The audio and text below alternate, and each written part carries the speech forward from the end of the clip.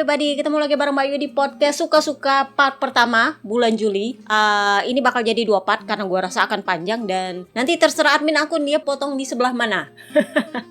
Karena gue rasa bahkan untuk jadi 2 part ini juga akan tetap panjang karena akan banyak yang kita bahas. Nah, yang pertama kita bahas adalah GP Kazakhstan resmi dibatalkan digantikan dengan double Misano. Jadi ceritanya setelah pembatalan GP Argentina kemarin, GP Kazakhstan diputuskan ditunda. Itu karena awalnya perkara soal kebanjiran. Setelah tahun lalu dibatalkan, tahun ini dijadwalkan untuk digelar. Sayangnya kena banjir. Sebenarnya di awal musim bukannya pihak promotor Kazakhstan nggak serius, tetapi bahkan sejak GP Qatar, mereka itu sudah datang ke Qatar untuk mempelajari bagaimana memanajemen sirkuit balapan untuk MotoGP. Selain itu, mereka juga meminjam para marshal dari sirkuit Sepang, dibantu oleh Dato R untuk mendidik dan mentraining para marshal di sirkuit Sokol. Karena banjir kemarin ditunda, awalnya sih pengennya di akhir musim, tetapi gara-gara masalah biaya, GP India dibatalkan tahun ini. Nah, karena GP India dibatalkan, dipilihlah Kazakhstan untuk menggantikan GP India. Jadi pakai slotnya GP India. Sayang 1000 sayang, ternyata masih gagal homologasi. Ini adalah alasan yang sama dengan tahun lalu, gagal homologasi. Katanya ada masalah logistik dan masalah supply. Gua nggak tahu apakah ini ada pengaruhnya dengan banjir, karena waktu itu ada beberapa fasilitas yang mungkin rusak dan nggak bisa digunakan lagi, dan artinya mereka harus mengganti baru. Nah, kemungkinan itu perkaranya.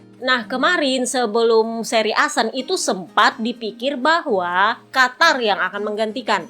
Qatar sendiri sebenarnya nggak keberatan sih. Meskipun itu artinya mereka harus mempromosikan kembali ada balapan kedua di bulan September. Kan di sana banyak orang kaya. Sebenarnya nggak masalah. Tapi sepertinya ada masalah perizinan yang sulit untuk ditembus oleh Dorna. Jadi diputuskanlah Misano yang akan mengambil alih. Jadi balapan 2 minggu sebelumnya adalah balapan San Marino GP. 2 minggu setelahnya mengambil slot Indian GP, itu adalah balapan Emilia Romagna GP. Kita sudah lama nggak dengar nama ini GP, terakhir kita dengar waktu 2020 ya, zamannya COVID. Ketika para sirkuit ini bikin back to back. Nah, bagi para peserta pedok ini juga nggak masalah. Kenapa? Karena selama tidak ada perubahan jadwal, berarti mereka tidak ada masalah. Yang menjadi masalah adalah sisi mesin uangnya. Kenapa? Karena di akhir pekan yang sama, WSBK juga lagi menggelar balapan di Italia. Di Cremona kalau nggak salah. Itu kan letaknya nggak terlalu jauh ya, sekitar 300 kilometeran lah dari Misano. Jadi karena saling dekat seperti itu, kemungkinan fans akan terbagi. Itu yang pertama. Kedua, perkara hak siar. Yang mau nyiarin pusing, mau nyiarin WSBK nggak bisa, mau nyiarin MotoGP juga susah. Sebenarnya kalau beda negara nggak masalah. Kenapa? Karena kalau beda time zone artinya beda jam tayang. Bener nggak? Nah, masalahnya adalah sama-sama di Italia artinya time zone-nya sama. Jam tayangnya sama. Kan pusing tuh. Kurang lebihnya sih seperti itu. Itu masalah pertama. Masalah kedua adalah di antara Emilia Romagna GP dengan Indonesian GP Mandalika itu selisihnya cuma 1 minggu. Kotornya, bersihnya itu cuma 3 hari. Artinya hari Minggu mereka selesai balapan di Misano, kumpulin barang semua, masukin ke kargo, hari Senin kirim. Bener nggak? Dan itu harus sudah sampai di Mandalika hari Rabu, paling nggak malam. Kenapa? Karena hari Kamis semuanya harus sudah set up pedok dan mau track day. Bener nggak? Pirtinyi ini Indili, apakah Dorna sanggup memindahkan sebegitu banyak kargo dari Eropa, Misano sana, langsung ke Mandalika? Oke, masalah pertama katanya ada solusinya, yaitu mengundur jadwal WSBK. Mereka nggak mau mengundur jadwal MotoGP. Jadi meskipun Misano statusnya cuma menggantikan Kazakhstan GP, mereka nggak mau ganti itu jadwal. Mereka katanya justru akan mengganti jadwalnya WSBK Cremona. Jadi pertimbangannya adalah karena MotoGP lebih penting daripada WSBK. Kasihan anak tiri satu itu. Nah, masalah kedua ini yang nggak gampang. Kenapa gue bilang nggak gampang? Gini, gak usahlah kargo, kita aja yang pergi pelesiran ke Eropa, ada yang pernah tur ke Eropa, itu butuh paling nggak 2 hari perjalanan. Itu pakai pesawat komersial, yang tonasenya lebih ringan, yang terbangnya lebih cepat. Lu bayangin kalau kargo Kargo itu pesawatnya besar, tonasenya lebih tinggi dan nggak bisa diekspektasi lebih cepat daripada pesawat penumpang. Ya kecuali kalau lu pakai jet pribadi Kak, itu beda. Jet pribadi itu lebih cepat karena mereka penumpangnya lebih sedikit, tonasenya jauh lebih sedikit daripada pesawat komersial. Nah apalagi pesawat kargo yang jumbo seperti itu nggak bisa secepat itu. 2 hari itu sudah paling cepat. Kenapa? Karena pesawat kargo tercepat pun kalau dari Eropa itu harus singgah paling nggak 1 kali untuk isi bahan bakar. 1 kali paling nggak. Kemudian yang kedua, karena jaraknya jauh, pilotnya itu punya jarak tempuh yang dibatasi. Masih ingat ketika seri Mandalika pindah ke Phillip Island tahun lalu? Itu kan sempat tertunda beberapa jam karena pilotnya itu memenuhi kuota jam terbang yang nggak bisa diganggu-gugat. Dan waktu itu nggak ada pilot pengganti, jadi harus ditunggu itu kargo. Harus lewat dulu masa istirahatnya si pilot baru bisa terbang lagi. Nah, bisa kalau mau cepat jadi 2 hari ya harus ada pilot pengganti. Nah, apakah bisa kargonya MotoGP menanggulangi hal ini? Ya, sempat ada yang tanya, kira-kira Liberty Media bisa turun tangan nggak? Liberty Media bisa turun tangan cuma 1 hal, dan itu artinya duit lagi. Paling nggak dia harus menyewa pesawat kargo yang jauh lebih cepat, menyingkirkan semua persinggahan yang nggak perlu, menyediakan pilot kargo pengganti, dan itu mahal karena pilot kargo itu punya lisensi khusus yang nggak semudah penerbangan komersial. Kenapa gue tahu? Ya karena gue kenal seseorang yang harus ngambil lisensi sendiri untuk bisa mengendarai pesawat kargo. Kalau nggak salah waktu itu dia dari Amerika ke Cina. Itu harus ada lisensinya sendiri dan itu mahal. Jadi biaya untuk pilot penggantinya juga cukup mahal. Nggak masalah kalau duit banyak sih, nggak masalah. Pirtinyiin barunya adalah bea cukainya Indonesia apa kabar? Kan kalian tahu bea cukainya Indonesia ini lagi menye-menyenya banyak banget gitu lah. Pemeriksaannya itu nggak semudah itu Kak.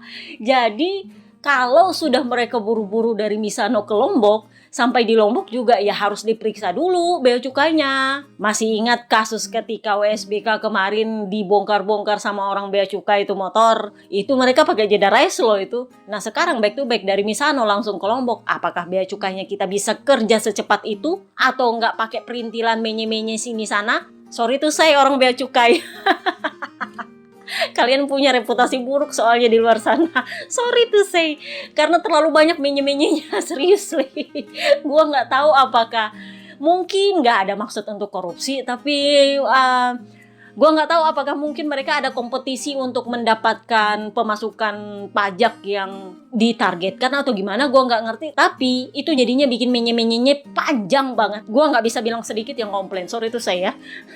Itu adalah tantangannya. So kita lihat apakah bisa atau enggak. Nah, Ketua DPRD tingkat pusat sempat ditanya, nggak ada solusi lain gitu untuk tambah sirkuit baru? Gimana kalau balik lagi ke Brno? Masih ingat yang dulu-dulu nih, yang tahu Brno pasti fans yang dulu-dulu.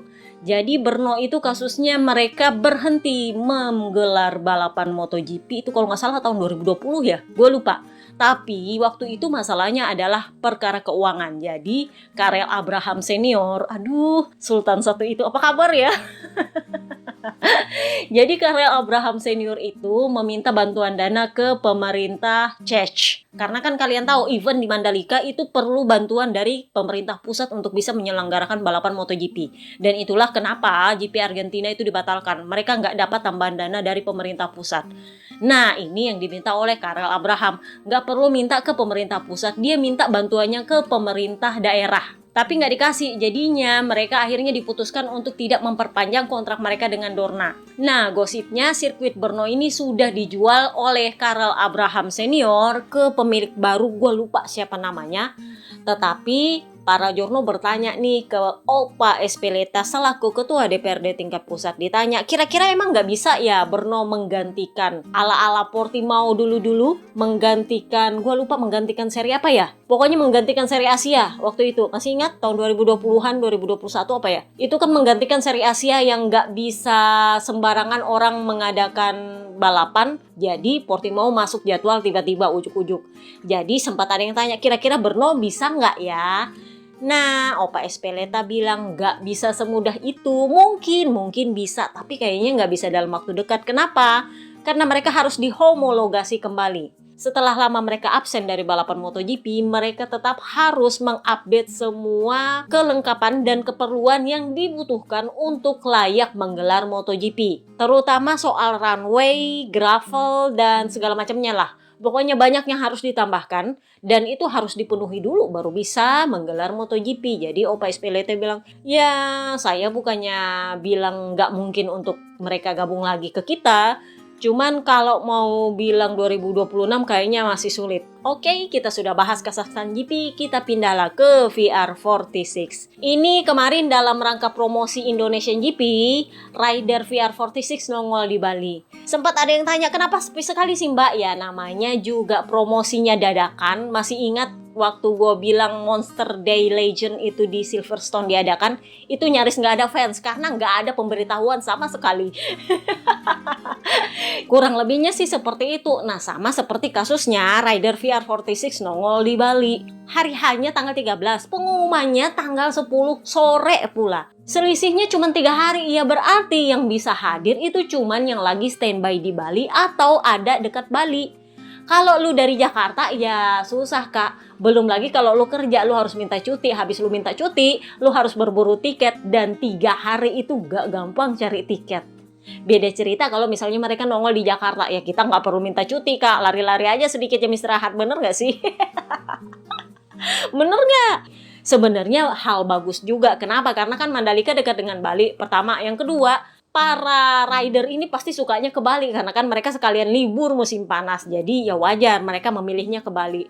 Tetapi ya kalau soal sepi atau enggak ya satu gue maklum karena memang di Silverstone kemarin ketika promosinya British GP, lu bayangin berapa legend yang nongol di sirkuit Silverstone? Ada enggak dia punya fans nongol banyak-banyak? Kagak. Jadi harus disyukuri bahwa banyak fans yang nongol di Bali meskipun dadakan banget dia punya pengumuman. Cuman pirtinya ini idili, apakah ini berpengaruh besar pada promosi tiket Indonesian GP atau enggak? Sorry itu saya humasnya Mandalika, gue nggak tahu ini yang salah humasnya Mandalika apa humasnya Pertamina. Yang jelas bukan salah humasnya VR46 sih. Kalau kalian dealnya lebih cepat, paling enggak soundingnya ya seminggu 2 minggu sebelumnya, kalian pasti bisa dapat audiens yang lebih banyak. Dan kita pasti punya persiapan yang lebih bagus. Karena kan kalian ngincarnya adalah orang-orang yang mau membeli tiket balapan di Mandalika supaya bisa masuk gratis di acara meet and greet. Bener nggak? Jadi, kalau menurut gua mestinya kalian soundingnya paling nggak 1 minggu atau 1 bulan sebelumnya supaya yang punya tiket ini udah prepare. Gua mesti beli tiket nih biar sekalian gua dapat gratis ke sana. Bener nggak? Itu yang pertama. Yang kedua, gua mesti prepare nih. Gua minta cuti, gua cari tiket. Bener nggak? Jadi kalau kalian ngincarnya adalah para penonton yang ada di luar Bali, ya mestinya soundingnya paling enggak seminggu 2 minggu kalau enggak mau sebulan. Nah masalahnya adalah kalian pengumumannya dadakan 3 hari Kak. Jadi cuma yang di Bali yang bisa hadir. Ya kalau target audiens kalian adalah para bule-bule dan turis-turis di Bali ya mungkin cocok. Tapi pirtinya ini deh, apakah para bule-bule dan turis-turis di sana cukup tertarik dengan MotoGP di Indonesia atau enggak? Itu pirtinya ini. Jadi sorry, humasnya Mandalika, humasnya Pertamina. Kalau bisa tahun depan lebih bagus lagi caranya promosi ya. Ini sebenarnya sudah sesuai dugaan gue. Karena kan kemarin gue udah komplain soal harga tiket kalian yang sedikit di atas rata-rata. Waktu itu kalian pede sekali bilang bahwa kalau lu nggak kaya ya nggak usah nonton MotoGP. Siapa tuh yang bilang? Gue tahu itu adalah buzzer-buzzernya GP Mandalika. Itu yang pertama. Yang kedua kalian bilang, oh ini biar cepat balik modal. Kan udah gue bilang kalau mau cepat balik modal, murahin tiketnya biar banyak yang nonton. Di saat yang sama kalian tembus rekor penonton. Di saat yang sama kalian juga cepat balik modal. Sayangnya kalian begitu terpaku dengan kalau lo nggak kaya nggak usah nonton MotoGP. Yang sering nonton MotoGP di Sepang tuh yang kalian pikir MotoGP segitu gimananya sih? Kan waktu itu gue bilang oke, tahun pertama digelar sukses. Tahun kedua gue tahu euforianya nggak sebesar itu lagi. Tahun ketiga, nah makin kecil euforianya. Terutama kalau itu nggak digelar di akhir musim. Tapi biar bagaimanapun ini adalah GP tuan rumah kita. Kalau kalian mau terima saran gue, ya terima. Kalau nggak, ya terserah lah. Gue juga nggak terlalu peduli. Gue bisa nonton di negara lain, bukan cuma di Indonesia. Karena yang intil gue pasti tahu gue lebih suka nonton MotoGP di daerah mana supaya gue sekalian jalan-jalannya ke negara mana. Kurang lebihnya sih seperti itu. Nah, ngomonginlah kita VR46, ngomonginlah kita bursa ridernya mereka. Di Gia itu kemarin resmi bilang bahwa dia sudah memutuskan masa depannya untuk tahun depan, tapi dia nggak mau bilang ke tim mana. Jadi udah gue bilang bahwa dia itu gosipnya sudah menandatangani kontrak dengan pabrikan Ducati, jadi langsung jadi rider pabrikan Ducati yang akan dititip ke VR46. Jadi dia dijanjikan pakai motor pabrikan. Artinya motor pabrikan yang menjadi jatah VR46 itu akan dipakai untuk dia, tetapi dengan subsidi karena dia kan rider titipan, jadi disubsidi. Misilihnya idili VR46 nggak terima. Jadi kalau kalian mundur-mundur ke podcast awal musim, itu kan gini, memang VR46 itu sebelum Pramac pindah nih, mereka itu akan dapat satu motor pabrikan dan satu motor bekas. Karena mereka bukanlah tim Pramac, mereka oke-oke aja. Selama mereka dapat satu motor pabrikan untuk siapapun yang mereka pilih nanti, itu nggak masalah. Karena kalau misalnya Bes tetap stay bersama mereka, itu bakal ke Bes. Kalau misalnya Bes hengkang, maka itu akan untuk jadi penggantinya Bes, a.k.a. untuk Morbidelli, kasusnya tahun depan. Misilihnya idili, Ducati itu gara-gara Pramac pindah, mereka memutuskan untuk mengurangi jumlah motor pabrikan di trek musim depan. Dari yang sebenarnya 4 jadi cuma 3. Alasannya papi pergi sih, kan kita cuma punya 6 motor nih di trek, jadi dibagi 2, 3 motor pabrikan dan 3 motor bekas. Jadinya sebenarnya nggak masalah VR46 kalau motor pabrikan yang dimaksud adalah untuk Franco Morbidelli. Misilihnya idili, itu motor pabrikan yang dipakai oleh VR46 diharuskan untuk dikasih ke Digian Antonio. Nah itu yang VR46 nggak terima. Oh nggak bisa dong. Kalau begitu kalian harus kasih kami lagi motor pabrikan untuk rider tim satelit. Karena itu rencananya adalah untuk rider tim satelit kami. Karena kan ekspektasinya mungkin Fermin akan dititip ke mereka. Jadi mereka pikir oh ya berarti bisa motor bekas. Nah masalahnya karena Digia adalah the last shot yang tersisa, ya mau nggak mau mereka harus menjanjikan motor pabrikan. VR46 bilang oke, nggak masalah, tapi lu harus kasih tetap kita motor pabrikan lain untuk rider tim satelit kami. Pakai jatah tim satelit, karena memang yang kami rencanakan sejak awal musim adalah itu motor pabrikan adalah untuk rider yang kami pilih berdasarkan si tim satelit, bukan rider titipan dari pabrikan. Nah ini yang agak sedikit Ucu masih alot banget. Jadi karena prakontraknya yang disepakati di awal musim kemarin sebenarnya sih sisa pengumuman, kan udah gue bilang. Tapi karena kasusnya Pramac udah hengkang ke Yamaha, mereka kan otomatis naik pangkat. Sebenarnya nggak masalah soal naik pangkatnya, tetapi karena Digia diharuskan oleh Ducati untuk memakai motor pabrikan jatahnya VR46, nah itu VR46 nggak terima. Jadi Ucio bilang, saya kurang setuju dengan Gigi Dalinya dalam hal ini. Kenapa? Pabrikan lain loh, itu turun semua ridernya itu 4 motor pabrikan. Bahkan dengan jumlah tim satelit yang tidak sebanyak Ducati, mereka menurunkan 4 motor pabrikan. La Ducati yang biasanya turun 4 motor pabrikan malah mengurangi menjadi 3 motor pabrikan. Dalam tanda kutip motor pabrikan ketiga pun itu untuk rider titipan, bukan untuk rider tim satelit. Jadi Ucio bilang kami sedang negosiasi soal ini lumayan alot. Kenapa? Karena menurut kami layak untuk mendapatkan perlakuan yang sama dengan Pramac, dapat klausul 2 motor pabrikan. Itu kan yang diminta oleh VR46. Karena Pramac hengkang, mereka mau VR46 diperlakukan dengan cara yang sama ketika Ducati memperlakukan Pramac. Dapat 2 motor pabrikan, nggak masalah mau spek B, spek C, apa kek, yang penting motor pabrikan. Nah ini yang gue bilang, kalau kalian ngintil gue dari podcast lalu kan udah gue bilang semoga gue salah, ada masalah keuangan di Ducati, yang mana ini ada kaitannya dengan Audi sebagai grup. Karena kan Audi itu punya rencana untuk masuk ke F1. Dan itu kan perkara soal, ya kan you know lah, cawe-cawenya kiri kanan, dan itu selalu perkara duit. Jadi Claudio Dominicali itu sendiri bilang bahwa ya, kami sedang berusaha menyeimbangkan anggaran saat ini. Kami harus memilah mana biaya yang ditanggung oleh pabrikan dan mana biaya yang ditanggung oleh rider. Kata-kata terakhir yang lumayan menarik untuk gue. Kenapa rider harus menanggung? Terutama karena waktu itu dia ngomongin soal Marc Marquez si Culas. Jadi ada kemungkinan memang si Culas itu menanggung dirinya sendiri soal gajinya. Oke? Berapa gajinya? Kalian mundur-mundur, gue nggak tahu di podcast mana gue udah bilang soal gajinya yang lebih rendah dari Peko. Nah yang menarik juga kan memang dari awal musim gue udah bilang Gue nggak ngerti di mana fungsinya Grasili dalam hal ini. Dia ini juga, sorry ya, kalau menurut gue momok untuk Papi Pergigi juga. Sejak awal dia udah ujuk-ujuk pengumuman soal Fermin Aldegar. Itu yang pertama. Yang kedua, bahkan Peko yang cuma minta naik gaji 1 juta euro itu lama banget. Lama banget negonya. Tapi begitu Marc Marquez datang cawe-cawe loh, langsung jadi.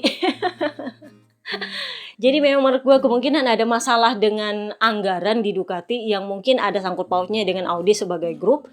Sehingga mereka sampai memutuskan cuman menurunkan 3 motor pabrikan tahun depan. Jadi Claudio Domenicali juga membela lagi-lagi keputusannya soal Marc Marquez. Waktu itu dia bilang, ya memang pengumuman bahwa Marc Marquez akan menjadi teammate dari Pecco Bagnaia tahun depan ini adalah keputusan yang memecah belah bagi kami. Terutama di negara Italia yang mana adalah rumah kami.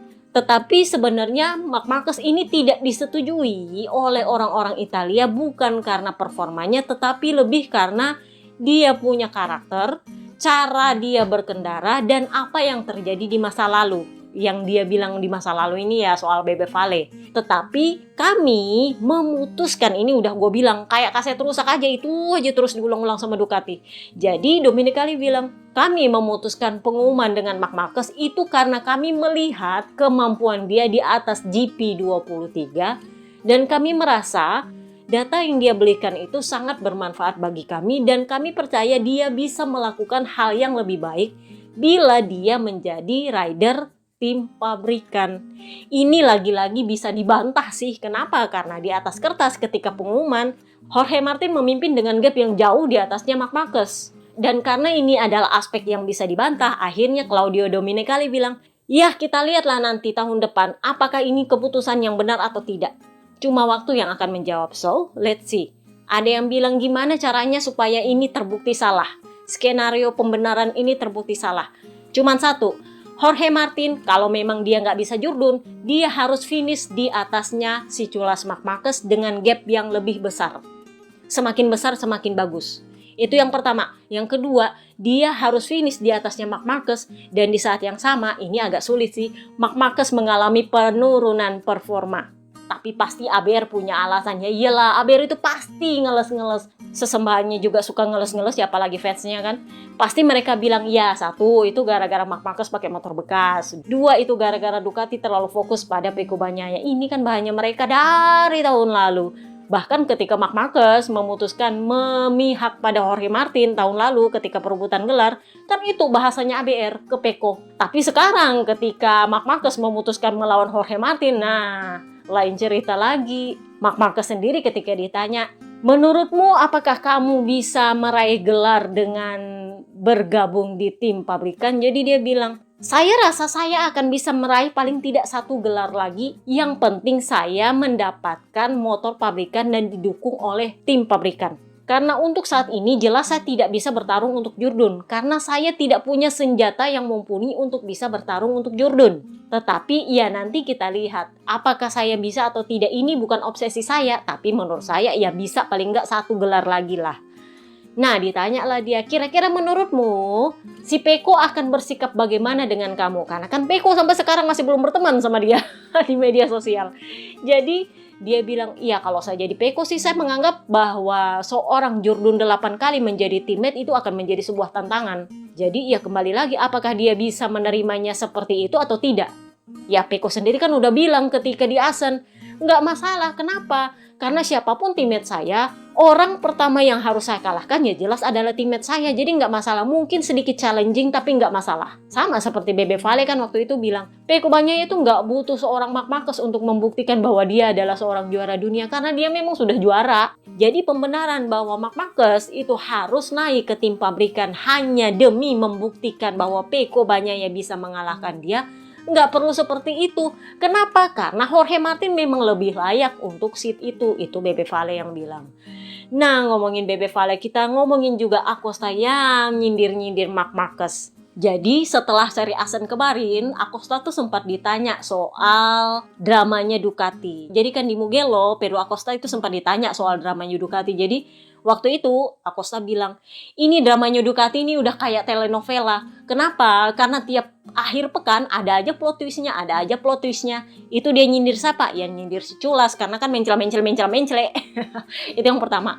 Nah, setelah di Asen ditanyalah lagi dia, menurutmu bagaimana akhir dramanya Ducati? Jadi dia bilang, iya, ini sama seperti telenovela yang biasanya kita tonton, di mana yang jahatlah yang diuntungkan. Jadi dia menyindir bahwa si Culas, Marc Marquez itu adalah orang jahat yang menerima keuntungan dan menzolimi. Gua nggak tahu apakah telenovela di Spanyol emang suka jahat-jahat gitu. Karena biasanya gue nonton drama Korea bukan drama Spanyol. Jadi Pedro Acosta bilang ini sebenarnya sudah bisa ditebak karena ini akhirnya sama seperti telenovela yang ada biasanya begitu, yang jahat yang menang.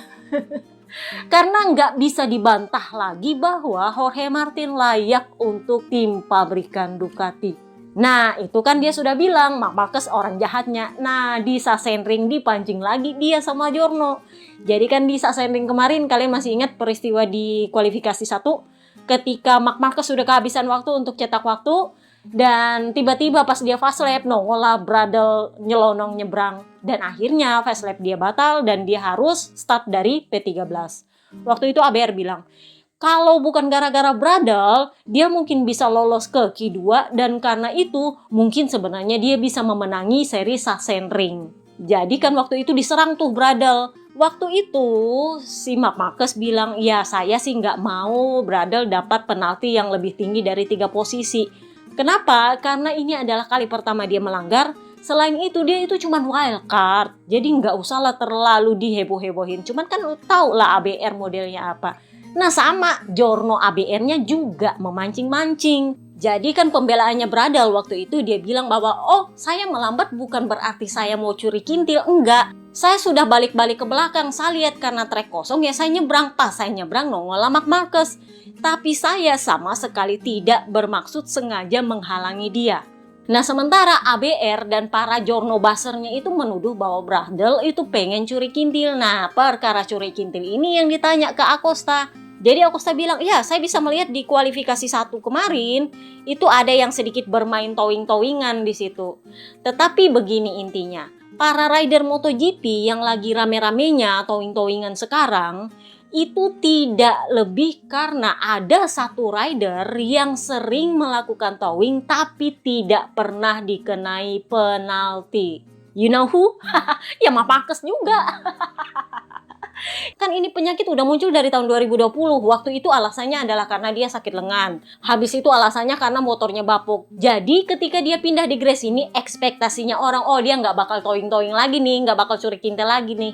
Ya, coba lu lihat dia di Mugello, coba lu lihat dia di Barcelona kemarin. Curi kintil juga, dia sampai curi kintil adeknya loh. Jadi ini bukan masalah motor bapuk atau lengan sakit, tapi emang penyakit. Sorry itu saya BR, but that's the truth.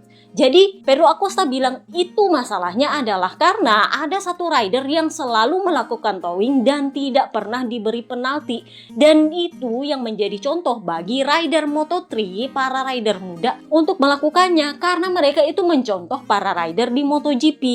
Nah ABR pakai argumentasi sendiri. Jadi dia bilang, ngapain menyalahkan Marc Marquez? Karena selama ini ketika Marc Marquez lagi kuat-kuatnya, banyak kok yang towing sama dia. Adakah dia protes? Nggak ada. Tapi begitu Marc Marquez towing ke orang lain, kok kalian protes? Hey, kalian pakai otak nggak? Tolong dipakai otaknya sedikit. 1.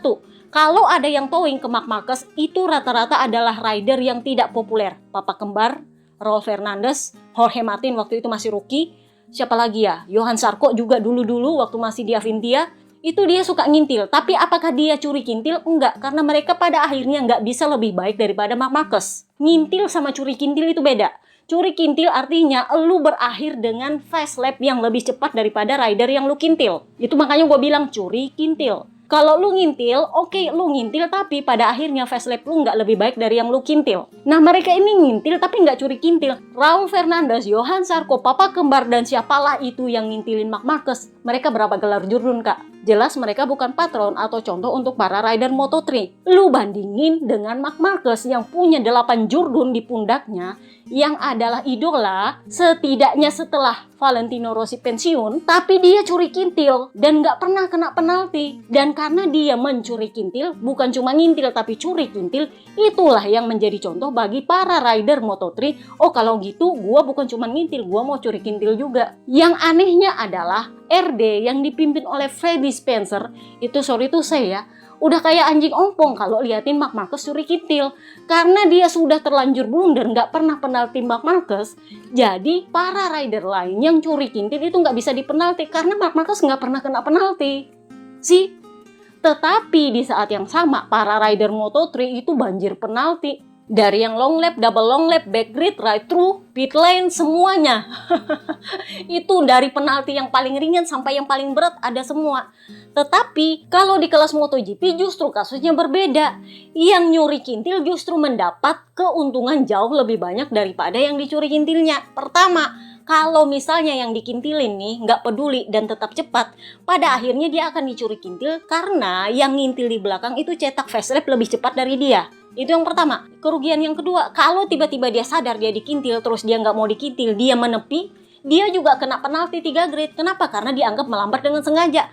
Padahal dia nggak mau dikintil. Dia tahu orang akan mengambil keuntungan dari dia, makanya dia memutuskan untuk melambat. Ujung-ujungnya malah kena penalti. Contoh, Pecco Bagnaia ketika dia dikintil oleh Alex Marquez di Mugello. Ujung-ujungnya Pecco yang kena penalti. Itu yang pertama. Yang kedua, Jorge Martin kena penalti 3 grid di Assen. Gara-gara Raul Fernandez itu ngintilin dia. Giliran dia sadar dia dicuri kintil, Jorge Martin melambat. Kenalah dia penalti 3 grid. Padahal Marc Marquez yang jelas-jelas di Assen itu mau menunggu kintilan, sampai nggak perhatikan ada Acosta di belakang dia, sampai Acosta itu harus ngerem. Sebenarnya dia itu mau fast lap tapi akhirnya dia batal karena ada Marc Marquez di depan, dia hampir nabrak dan dia harus ngerem. Apakah Marc Marquez kena penalti? Enggak. Padahal dia dengan sengaja melambat di situ. Tapi karena dia anggap si Pedro Acosta lagi nggak fast lap, nggak kena penalti dia. Itulah kenapa Pedro Acosta bilang, ada rider yang suka cari towing tapi nggak pernah kena penalti. Nah itu yang jadi contoh buruk untuk para rider Moto3. Padahal anak-anak Moto3 itu kena penaltinya luar biasa. Sebenarnya apakah mereka salah? Enggak, karena mereka mencontoh para rider MotoGP. Jadi kalau memang para rider MotoGP ini mau cepat, ya sebaiknya cari cara selain cari towing lah. Nah, perkara towing ini juga dikomentari oleh Pecco Bagnaia. Pecco Bagnaia sekarang lebih pintar kalau perkara towing-towingan. Dia sekarang pakai strategi kalau mau cetak lap. Jadi dia akan lebih memilih cetak lap itu ketika para rider lagi masuk di pit. Jadi nggak ada yang ngintilin dia. Dan di saat yang sama dia tahu juga para rider nungguin dia keluar track. Jadi biasanya dia belaga akan keluar track. Begitu dia lihat semua udah keluar, dia balik lagi ke pedok. Dia batal. Karena dia nggak mau dikintil. Ada ABR bilang, ya kan kalau lu sebenarnya juara yang asli, lu sebenarnya nggak perlu terganggu. Oh nggak begitu kak. Orang juga ada batas sabar untuk dimanfaatkan. Kalau lu mau dimanfaatkan terus, itu namanya lu bego. Udah kayak gitulah kalian ABR. Jadi kan ujungnya si Pecco itu, ya udah kalian keluar. Kalau udah keluar dia balik lagi ke pedok. Jadi begitu para rider ini udah menghabiskan sekitar 5 atau 6 lap, balik lagi ke pit, dia baru keluar cetak lapnya sendiri, pinter. Yang masih terjebak dengan itu adalah Jorge Martin. Jadi para rider ini kalau mereka nggak dapat Pecco, jadi sasarannya siapa? Jorge Martin. Kenapa? Karena cuma mereka berdua ini yang biasanya cetak-cetak rekor baru, kecuali Papanina. Nah banyak sih yang coba ngintil Papanina, cuman Papanina juga kadang-kadang cetak rekor, kadang-kadang enggak, kan nggak stabil.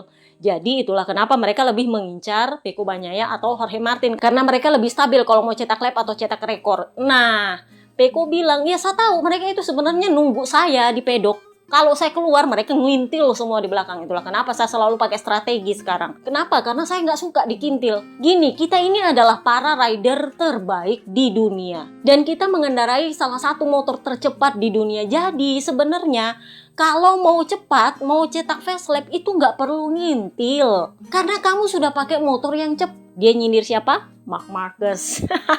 Karena kan lu udah pakai Ducati, ya kali lu masih curi kintil. Itu kurang lebih katanya Pecco. Jadi dia bilang, sebenarnya gini, kita bukannya nggak pernah membahas ini dengan RD. Sudah pernah dibahas, tapi ya nggak ada yang terjadi. Jadi ya sudahlah, saya pakai cara saya sendiri, pakai strategi saya sendiri. Gitu katanya si Pecco. Jadi buat yang nanya, kira-kira solusinya apa? Solusinya cuma satu, penalti. Emang bisa RD memberikan penalti si culas Marc Marquez? Bisa kalau aturannya itu sama ketatnya dengan tekanan ban. Jadi dalam satu akhir pekan, rider itu diizinkan untuk melakukan percobaan curi kintil sekali. Karena itu boleh dianggap mungkin nggak sengaja. Jadi mungkin ketika dia fast lap, ada rider di depan dia, jadi dianggap ya nggak sengaja. Itu percobaan pertama. Tapi begitu percobaan kedua, lu harus kena penalti. Karena rider biasanya curi kintil itu ada di 3 sesi. 2 sesi lah. Di pra-kualifikasi hari Jumat, sesi praktis, dan di Q1 atau di Q2. Jadi kalau mereka mencoba curi kintil di sesi pra-kualifikasi untuk bisa lolos ke top 10, oke, nggak kena penalti. Tapi begitu dia di Q2, mereka mencoba menyelamatkan posisi mereka untuk paling nggak ya dapat front row ke apalah, ya berarti harus dapat penalti. Terutama kalau itu adalah sesi kualifikasi 1. Karena pasti lu sering curi kintil di situ supaya bisa lolos ke Q2. Bener nggak? Jadi aturannya itu berlaku tiap akhir pekan. Sesi prakualifikasi itu adalah sesi surveillance. Apakah kamu sering mencoba curi kintil atau enggak? Kalau ketahuan lu curi kintil, artinya fast lap lu lebih cepat daripada rider yang lu kintil, dikasih warning doang oke. Tapi begitu di kualifikasi, entah itu di Q1 atau di Q2, ketahuan lu cetak lap lebih cepat daripada yang lu curi kintil, itu lu harus kena penalti. Kenapa? Itu artinya fair untuk yang dikintil. Adil kan? Jadi oke, yang pertama dimaafkan sesi prakualifikasi karena itu sangat rawan orang curi kintil karena semuanya pengen bisa masuk top 10. Tetapi paling rawan itu adalah di Q1 karena semuanya pengen bisa lolos ke Q2. Penaltinya seperti apa? Ya tergantung apakah penalti 3 grid atau penalti LLP, ya terserah lah, atur aja. Tapi harus ada penalti yang benar-benar disepakati. Itu akan adil untuk yang dicuri kintil dan memberi pelajaran untuk yang suka curi kintil. Beda ngintil dengan curi kintil ya. Jadi kalau lu curi kintil artinya fast lap yang lu cetak itu lebih cepat daripada yang ada di depan lu. Itu sama sekali nggak adil. Sama sekali nggak adil. Jadi itu yang harus kena penalti. Tapi kalau kasusnya dia cuma ngintil, artinya dia ada di belakang tapi fast lap dia nggak lebih cepat daripada yang di depan, mungkin itu masih bisa diampuni. Ya memang itu masih ada celah, tapi paling nggak kita sudah usaha lah ya kasih penalti dan sudah kasih warning dan kasih contoh ke anak-anak Moto3 bahwa para rider MotoGP ini bisa kena penalti juga kalau curi-curi kintil. Jadi para rider Moto3 itu bisa, oke, karena anak-anak MotoGP udah kena penalti berarti emang nggak boleh. Bener nggak sih? Nah kita lanjut lagi masih soal Acosta. Buset, ini udah gue bilang panjang, masih part 1 aja panjang. Part kedua itu akan diupload mungkin keesokan harinya, tapi seperti biasa digembok untuk para premium member. Oke, kita kembali lagi Acosta. Kalau kalian ngintil gue udah lama, mungkin dari tahun 2021, 2020 lah ya. Kalian pasti dengar soal gosip sepoi-sepoi bahwa VR46 menawari Pedro Acosta seat. Waktu itu Acosta masih rookie di Moto3.